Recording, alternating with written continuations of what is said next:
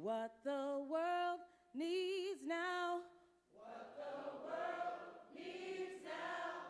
Is joy and resistance. We will fight the good fight. With or without your assistance. Move out of the way. If you can't support the mission. What the world needs now. Is joy and resistance. What the world needs now is joy and resistance. We will fight the good fight with or without your assistance. Move out of the way if you can't support the mission. What the world needs now is joy. Sing about that love is love. We will fight the good fight. Move on out of the way if you can, because we need love, yeah. Sing about that faith.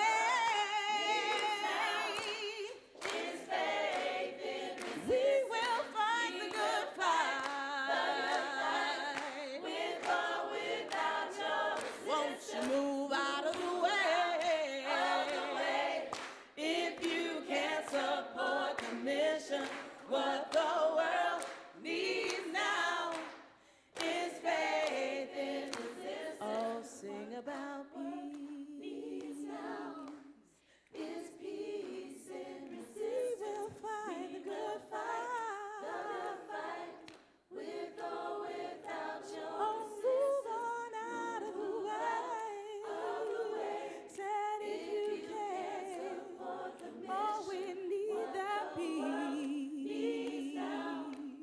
Is peace in resistance. Sing about that joy. We will fight the good fight. With or without your resistance. Move on out of the way. Say if you can. Because of what the world needs now is joy. One more time for joy. What the world needs now is joy and resistance. We will fight the good fight with or without your assistance. Move out of the way if you can't support the mission. What the world needs now is joy and resistance.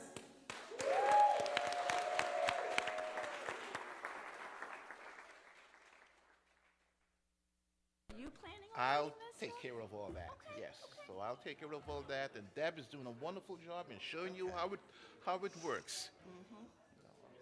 Okay. I was bringing her along slowly. Who knows? Maybe next month she could be. You see, I didn't tell her that. This was all set up here, Deb. Oh my gosh. Okay. Well, if I'm not Alright. speaking in the We microphone, I'll can- go ahead and put this back. Oh, you don't have to? No, I mean, if he's gonna, he said he plans to do all that. Oh, okay. Well then, there you go.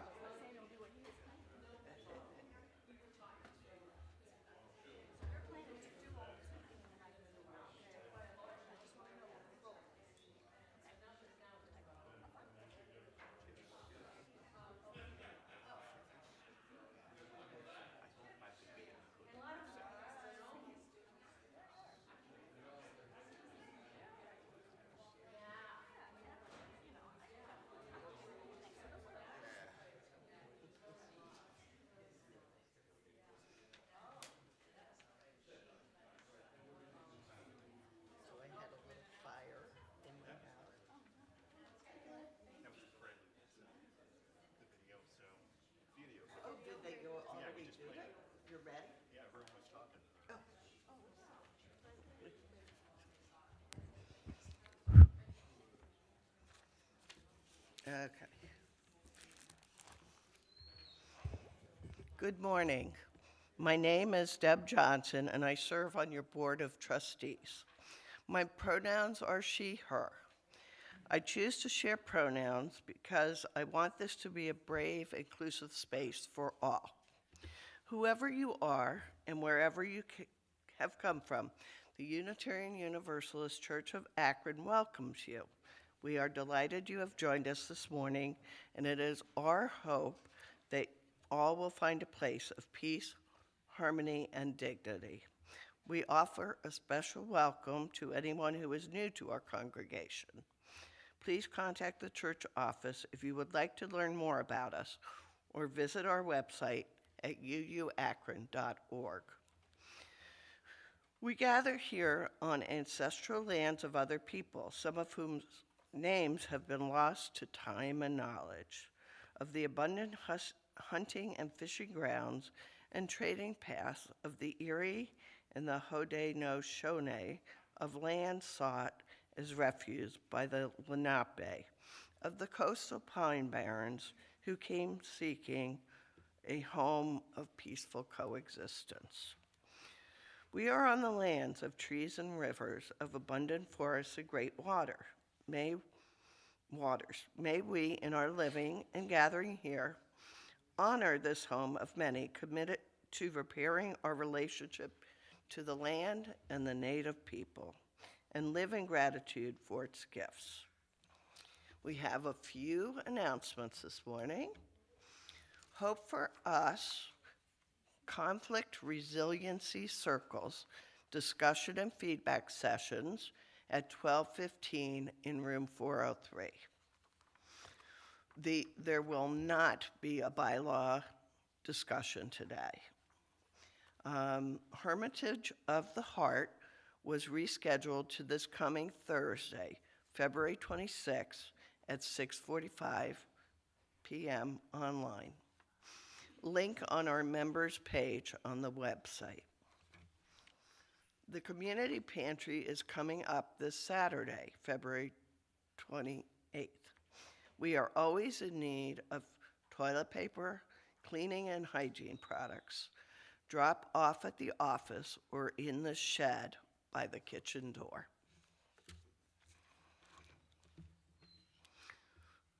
Okay. As we gather each week in the joy and comfort of community, we take these few moments to reach out and greet each other personally, especially those we have not seen or who are new to our community. Please widen our welcome.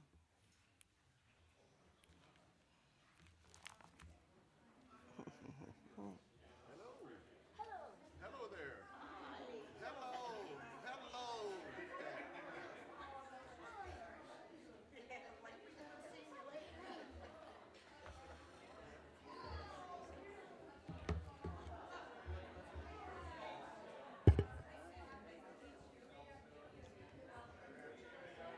There's the bell. You're right. Hers is not here.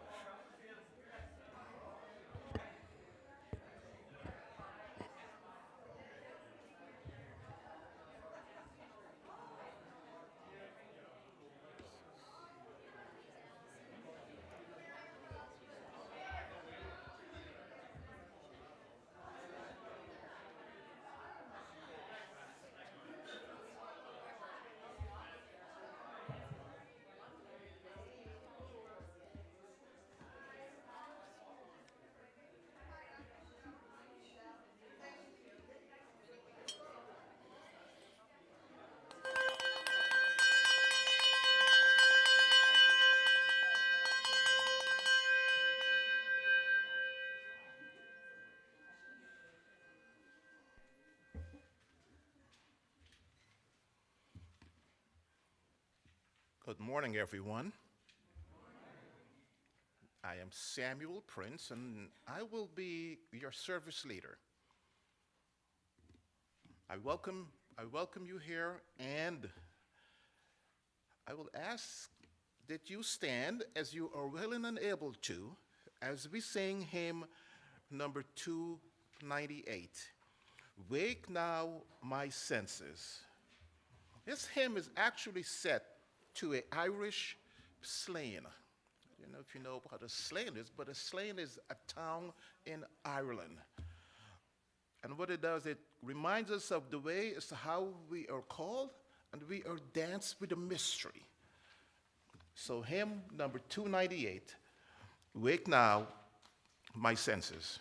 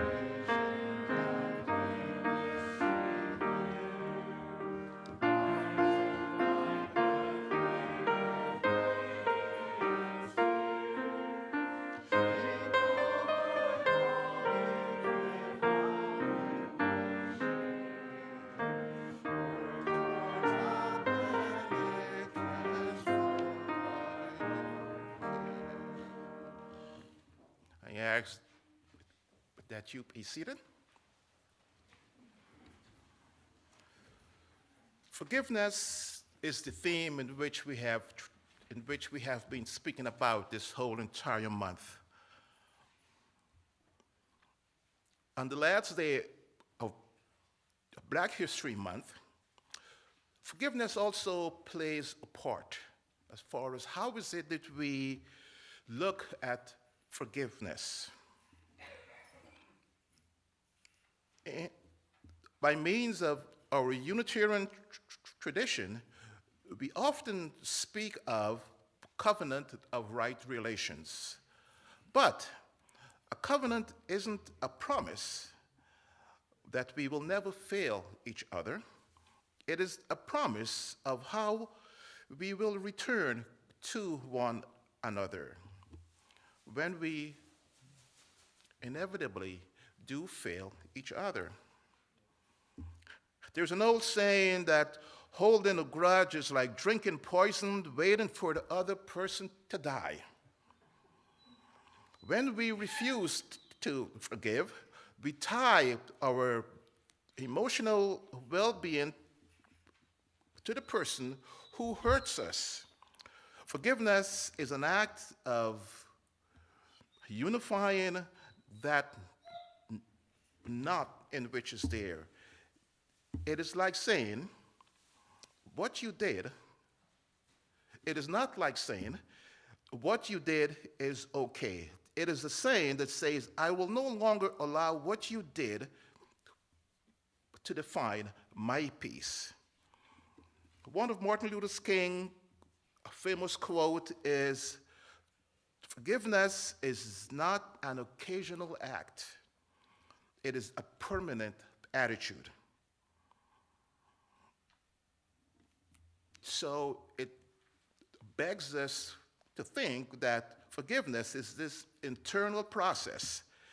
It does not always require a reconciliation or even a conversation in which we may have with that other party. Sometimes the person we need to forgive is no longer in our lives, or maybe that person is unwilling to change. In those cases, forgiveness becomes a gift to you and a gift to yourself. It is the reclamation of your own narrative. So, forgiveness is wrapped up within our Unitarian Universalist values and the work we do, and recognizing that pluralism will always cause us that we look in the mirror and acknowledge that we are humans and we are flawed and we are still worthy. Forgiveness is an act of preservation.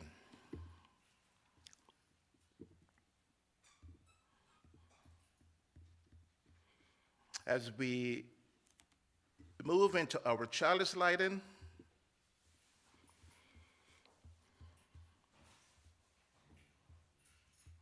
which we will be assisted by Miranda this morning. And the chalice lighting words are, we light this chalice for the courage to let go. Forgiveness is not about condoning what have happened, but it's about refusing to let the past hold our future hostage. May the flame in which we are just lit gives us a way from resentment into peace, from a closed heart to an open mind. Our libations ritual, it welcomed and it also evoked those whose teachings and meanings and purpose to our lives in our Unitarian Universalist Church of Akron libation ritual of heritage, a sacred communal practice of pouring water. Libation promises oneness and also balance, connecting us to the past and the present and also the future, all within a universe. We pour libations to the great civilization of this world and also of Africa. And I say, ashe. We pour libations to the remembrance of our ancestors who have died during the Middle Passage, that trip from Africa to the Americas. Ancestors who have suffered enslavement and were uprooted from their homes and homeland, and who were set sail on a horrifying journey. We do not know their names. It is because of them that we are here today. And we pour these libations to the men and women who have fought and resisted enslavement, helped to free our people and freeing everyone. Those names like Harriet Tubman, a runaway slave who is kind of known as the Moses of people. Denmark Vesey, who is from North Carolina, who in 1822 had founded a complicated and tremendous plan for liberation of his fellow people. There was also Nat Turner, a captive, as to who started the largest slave rebellion in southern of the United States. And this week, Jesse Jackson, iconic figure of justice and equity. I don't know how many of you have seen him on Sesame Street. But also in 1990, he encouraged that the use of the term African American as citizenship within the United States. And one of his famous sayings, I am somebody.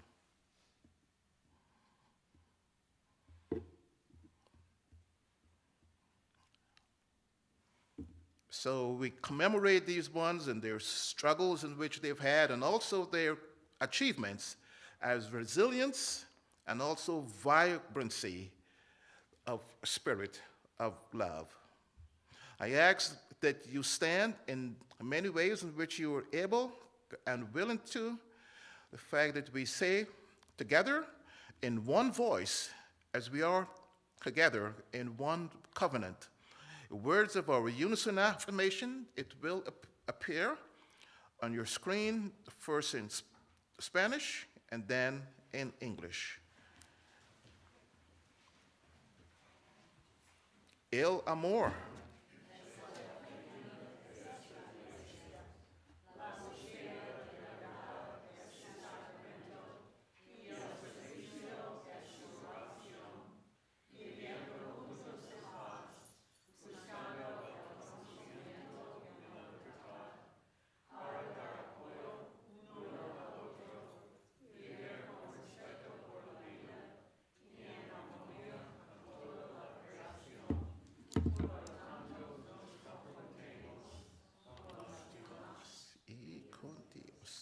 And now in English.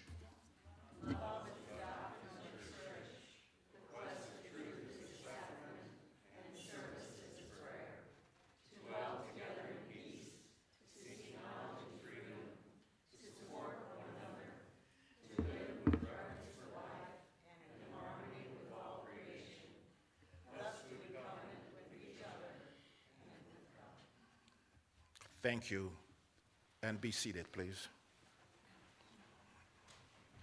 And now we can sing our children out as you go.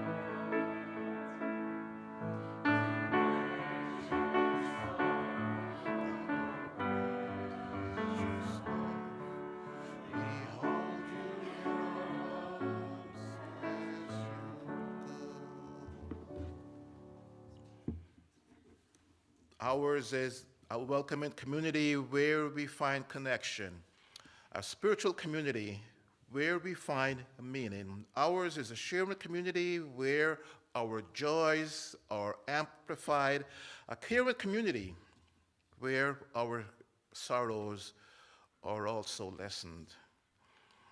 We take this moment to reflect in our joys and our sorrow and acknowledge the mutual support of our community. If you would like, in silence as an expression of a special joy or sorrow.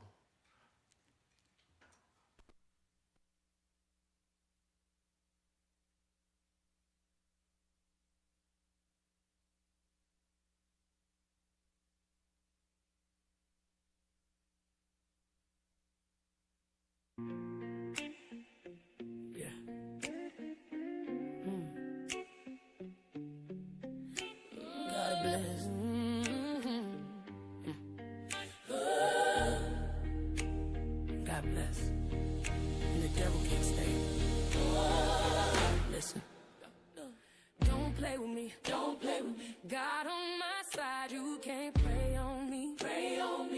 devil try, but he can't take from me. Take from me. I'm too covered.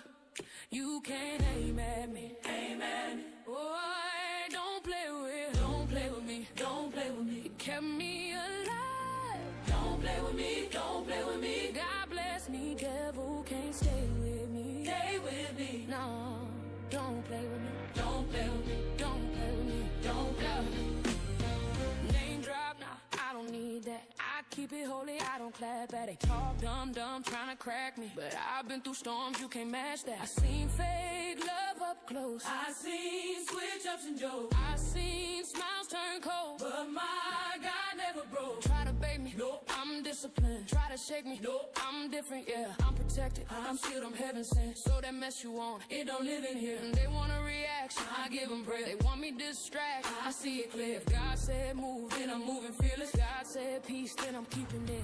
Play me, don't play with me. God on my side, you can't pray on me. Pray on me. Devil try, but he can't take from me. Take from me. I'm too covered. You can't aim at me. Aim at me. No, don't play with me. Don't play with me. Don't play with me. You kept me alive. Don't play with me. Don't play with me. God bless me. Devil can't stay with me. Stay with me. Nah, don't play with me. Don't play with me. Don't play with me. Yeah. They tried to label me, tried to shame me, tried to make my name feel heavy. But I stand on truth, I don't get petty. God on my steps, so I walk them steady. I don't chase, God don't compete, I don't fold. God got receipts every time they think I'm weak. That's when grace hit deep. So I smile when they loud, cause I know what I'm about. I ain't fighting flesh and blood, I'm just calling heaven down. Say God bless, say God bless, I'm kept. Say God bless, say I'm covered, I'm covered. Say next, devil can't pray, devil can't stay. I'm not the one. No way, no way, no way.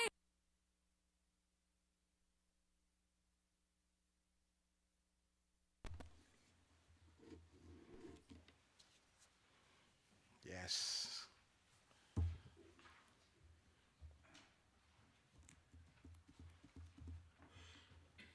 I ask that we take a moment, and if you could sit up straight in your chairs and you could plant your feet on the ground and make contact with Mother Earth. Close your eyes if you wish, and to leave them slightly open if you prefer. And slowly take a deep breath. Release it. Releasing all the stress and stresses in which we may have this week, allowing the silence of the next few moments to seep into your mind and also your heart, and making room for new feelings in which may come up, new thoughts, emotions as you enter in. Breathe in all of it. Don't name it wrong. Anger is not an enemy. It is the body saying something mattered here. Honor that. And then slowly ask, who am I carrying this for? Forgiveness is not an erasing. It is setting down a stone you were never meant to carry forever. Grace arrives quietly, not as a reward, though as a space that opens up when you finally let your hands rest. You don't have to be done with what your hurt may be.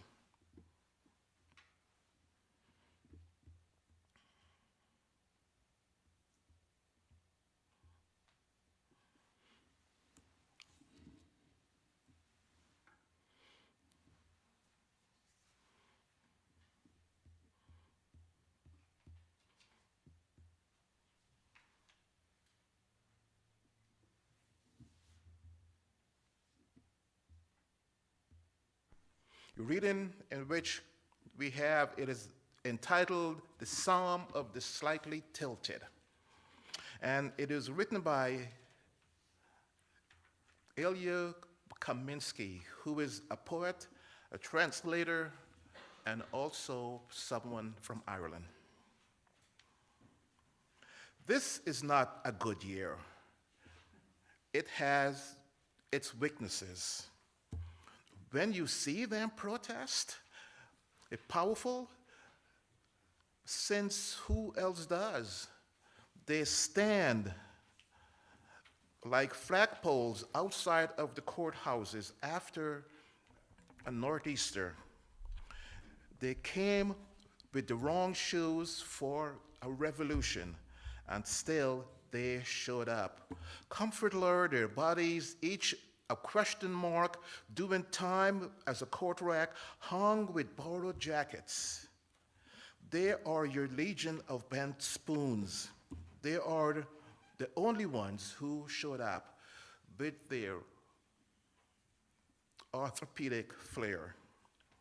I saw my people lean, not towards hope, but towards each other. They chant with rhythm, even off rhythm, and they mean it. These are my kind of people. No tears, just stream from a kettle that never quite boils. In times like these, don't forget a lopsided leaning on one another, like sudden paperbacks which are left out on your stoop. No one opens them, but they still insist on carrying out the plot. Confront us, standing up, half scarecrow, half saxophone with a squawk. While stiffness become a state policy, comfort us sitting in that collapse called calm. In this scare, they came for us. Watch, my people, as we make protest signs out of old pizza boxes. Watch. There are no boring people, which is unfortunate. You think, statistically, we will get a few one-speed souls with just melt stuff could do. But none of them are dull. Each a suitcase held together by means of duct tape. These are your coffin-stained saints who rise, not with trumpets, but with Advil. They stand and wait, creased like maps of a country that may not exist anymore.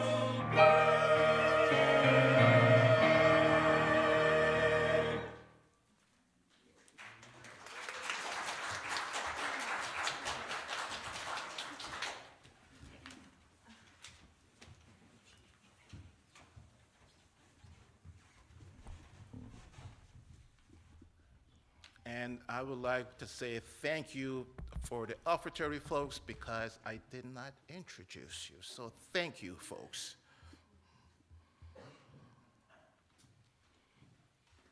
The open door.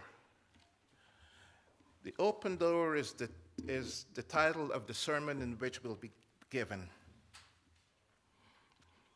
Every time I come into our church, as I walk up those stairs, there's a sign which appears on your left-hand side of the building, and it says, "There is only you in this world.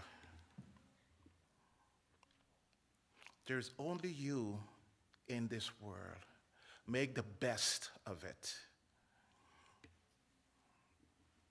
Every time I see that sign as I walk up those stairs, it evolves within me where my energies it should be. But also, it allows us to come in by means of that open door. It is a standing invitation in which we have so that we could find peace and community and renewal in this sacred space. We proclaim that all are welcome, that our doors are open to seekers and skeptics alike, to the certain and those who question. And though this is true,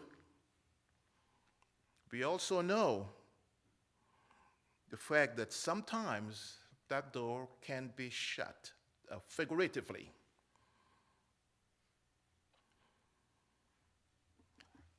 And at times it feels as if forgiveness as itself has hit a wall when it comes to forgiveness.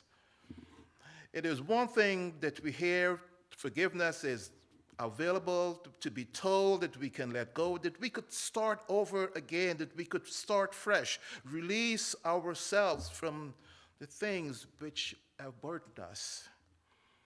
But it is quite another thing to let the possibility penetrate within your heart, even though sometimes you may feel stuck. Whether it is a lingering regret, a quiet sense of not being enough of yourself, or a wound to which we have carried for years, these internal barriers sometimes affect us. And it makes us feel as though that light is not shining. And sometimes we have heard the saying, don't let the door hit you on your way out, right? Sometimes that is what forgiveness sometimes does, and it causes us to feel that way. That the walls that we have built, even though we are builders, you and I, we build our we build our families, we build careers, we build friendships, and also we are building futures. But at the same time, we build walls. Invisible walls that keep certain truths at arm's length. Some of these walls were built brick by brick over the years of the self-protection in which we conjure up around us. Others appear almost overnight after a single painful experience. These walls tell our stories, friend. It's storytelling time. They whisper that we don't deserve forgiveness because of what we did or what we didn't do. They insist that our mistakes, it define us more than our aspirations could. They convince us that opening up ourselves to grace would be naive at times. It can be foolish at times, or even dangerous at times, because you're allowing yourself to be vulnerable when that occurs. And of course, that we stand at that threshold of an open door, just feeling the warmth of its light upon our faces as we step through. Or at times we are unable to step through. The invitation, it can be real, and the possibility can be genuine, but sometimes something within us says, that may not be for me. Not yet, maybe not ever. In our Unitarian Universalist tradition, we hold dear what pluralism means for us. In harmony with our inherent worth and dignity of every person, we proclaim it boldly. We build our entire faith upon that foundation. And sometimes there are still walls there. Even our own weight of self-judgment, it comes upon us. We extend compassion to others with open hands and generous heart. We say to our neighbors that you are worthy, you are enough, you deserve healing and wholeness. But when we turn that same lens inward, something changes. The voice becomes harsher, the standards become impossibly high, the door that swings open so freely, sometimes it seems closed as we reach for it within our own hearts. This is a place of burden. It is a place of self-judgment, and we become both the prosecutor and the judge, and we really grant ourselves as mercy to show strength. But here is what I have learned, both from my own journey and also from walking alongside others. Walls cannot and don't have to be demolished all at once. Sometimes healing begins with finding those cracks, finding the cracks within that wall. This is what forgiveness asks from us, that we do not instantly erase the pain or pretend that our mistakes, it never happened, but allow just enough light to shine within ourselves with compassion, in recognition that we are humans, we are beautifully and tragically humans, capable of both harm and healing, of both mistakes and also growth. Self-forgiveness, it plays a big part within this practice. It begins with noticing that self-awareness in which you may have, in which you are noticing that harsh voice of self-judgment at times, it rises up. Noticing that when we hold ourselves to standards and are accountable, we would never impose that on another person. Noticing that when we confuse accountability with self-judgment, and this comes with reframing. We are acknowledging the harm in which has been caused, while at the same time we are recognizing the context and the content of the pain, in which can be limitations upon the things in which we face. And then it may come that final end.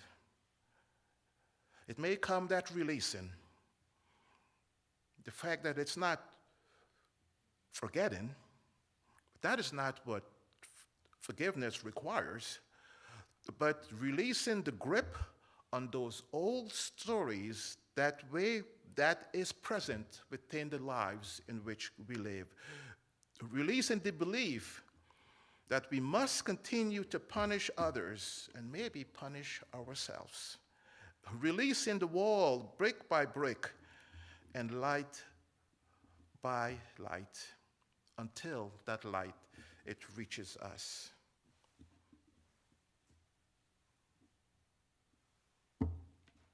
On the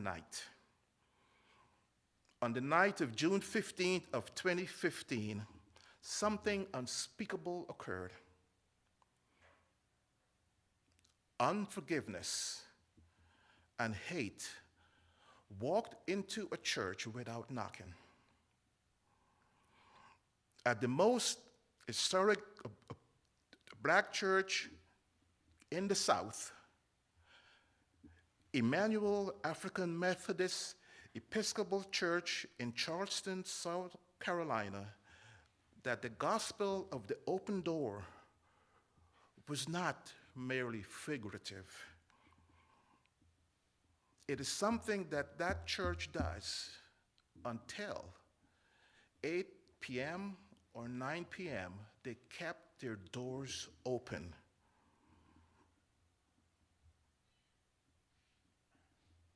What happened that night?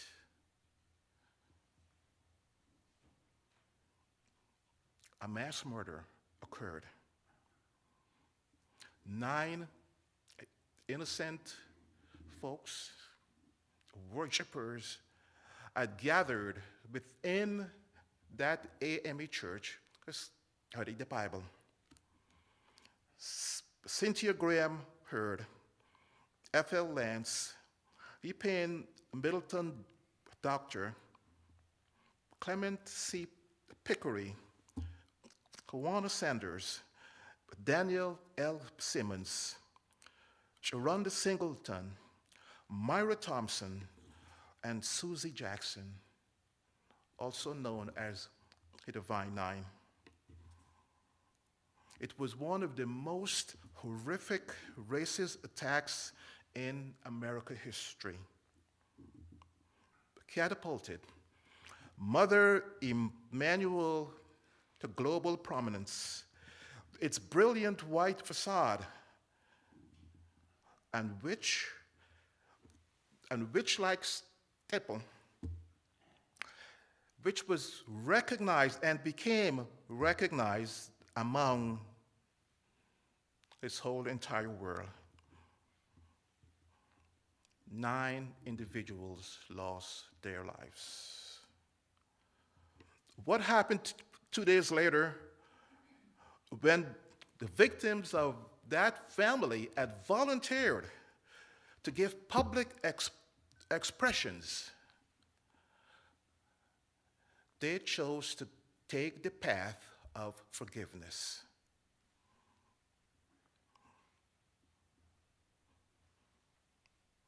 giving forgiveness to an unrepentant killer.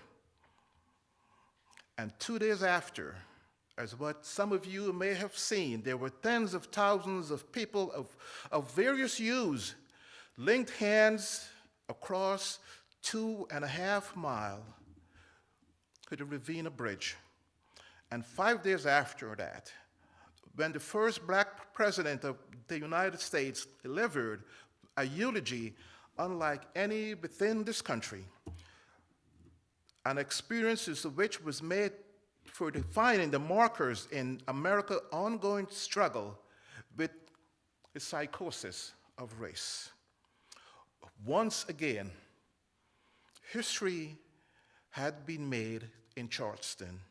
Charleston, if we're not aware, Charleston was a slave post whereby 50% of the slaves that came went to Charleston. And then from Charleston, they went into various states and lands. But also, Charleston is also noteworthy because it was where the Civil War began at Fort Sumter. Civil War, slavery, it was interconnected. So at this African American church, the open door metaphor, it conveys something extra, an assertion of defiance, but also resilience. It meant to affirm that the place of that church, it acted as a refuge, both physically and also spiritually, not from the universal stresses of life, but from the particular ones born of 400 years of enslavement, of expression, and also of state-sanctioned discrimination. In its sanctuaries, it is a vow that they have made that people of God will not cleave from their faith or their hope, not within centuries of subjugation or base attempts of dehumanization, not by dynamite, which could be carried beneath a church stairwalls, or Molotov cocktails that was hurled through stained glass. Reverend Joseph Darby said that forgiveness is hardwired into the black church. Forgiveness is hardwired into the black Christianity. People who survive indignation of antebellum slavery, if they could not do anything else, they could forgive. It is learned behavior. As what Martin Luther King said, as I read before, it is a permanent attitude. Many found it almost impossible to process, including devout Christians. What did it really take for the context of the black church and of the black suffering? Was it a show of radical black love or regressive black accommodations? For those who are unable to grasp that, President Obama had made it clear in his eulogy at that time. He said, before owing the crowd with his a cappella for Amazing Grace, that song somewhat became a mantle for the black church at times.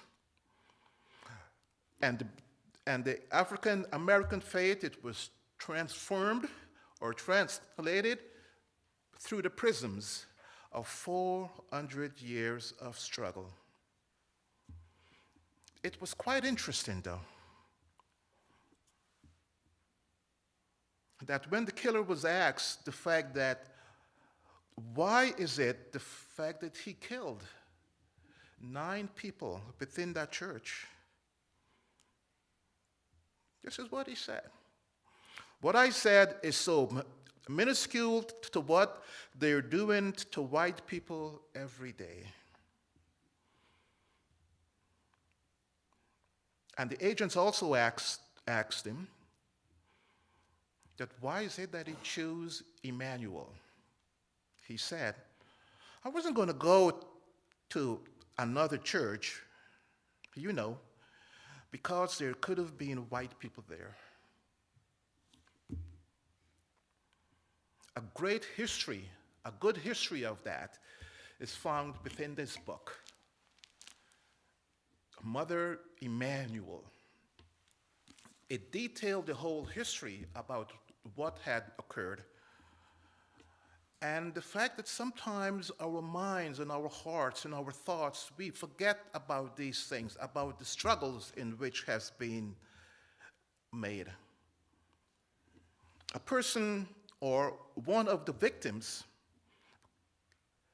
cousin, Nadine Collier, she said, I was angry, and excuse my language, I was pissed. I was hurt. I was furious. I'm only human. I felt like I was at my lowest point. And anyone who knows me knows that I am very outspoken. But when the judge asked if anyone wanted to speak, I stood. I said who I was, and something just came over me. I went kind of blank, a matter of fact, but didn't know what I was going to say. But this is what I said: God forgive you, and I forgive you. She could not deny that lasting chill would cause her outlook. She became calmer. She became patient. She became less judgmental.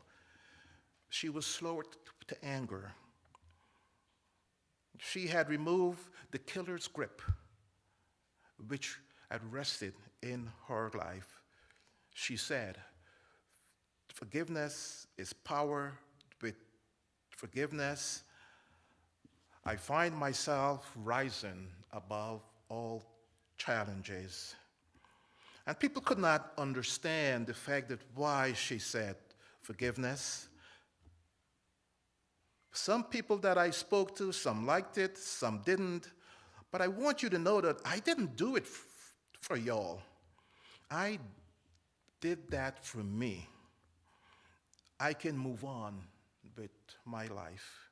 I want you to take a view of a clip of Maya Angelou and the ways how she spoke about anger.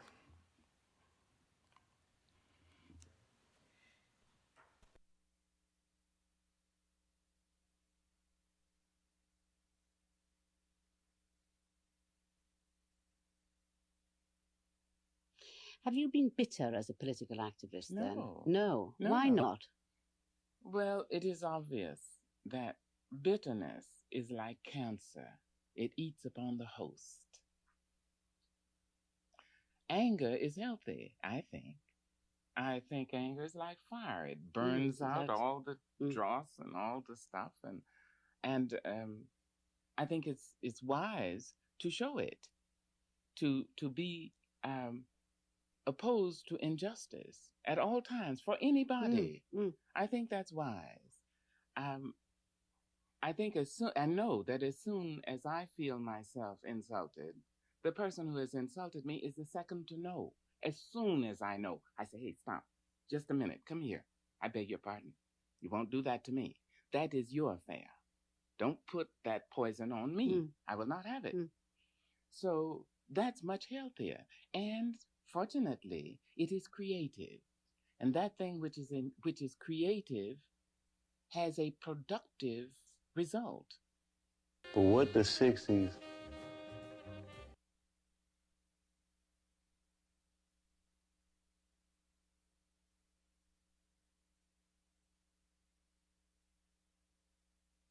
as you get to the anger, and the anger, sometimes it unpacks where you are. And then forgiveness becomes that pathway. The door could still be open. The beautiful, frustrating, liberating truth is this: the door is always open. It is never closed because of the mistakes in which we have made. It didn't lock because we felt unworthy. It is stood open and patiently, angrily, unwavering, waiting for a moment that we would be ready to walk through.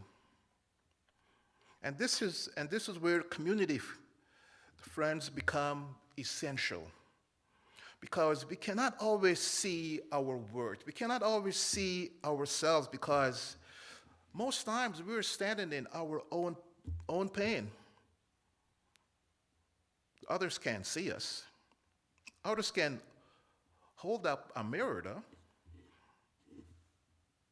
They can show us the truth at times as to who we are. Not just our mistakes, but also our kindness, the resilience, and the capacity for change. So within this beloved community we practice witness to each other's humanity, even sometimes with the boundaries of what can be applied to forgiveness. We walk through and we open that invitation today and always. And you don't have to walk through all at once. You don't have to dismantle every wall within a single day, but perhaps you can find one crack at a time, and you can seep that through. Perhaps you can make one small step towards the compassion in which you have freely given others, that you could also apply that to yourself. The door, as we have came in, here have always open. I'm looking at the 3 doors we have there. They're wide open. It always has been open. And on the other side is not perfection, but it's peace. Not erasure of the past, but the possibility in which we have of a future unburdened to its weight. May we find that courage to walk through. May we extend ourselves in the same grace that we offer others, and may we discover that light that we have been seeking and which we have been waiting for. And along that way, along that path, I should say, that we maintain patience, we maintain love, and we endlessly forgive. Blessed be, my friends. I ask that we stand in many ways in which you're able to and willing as we sing our closing hymn. Hold on there for a minute.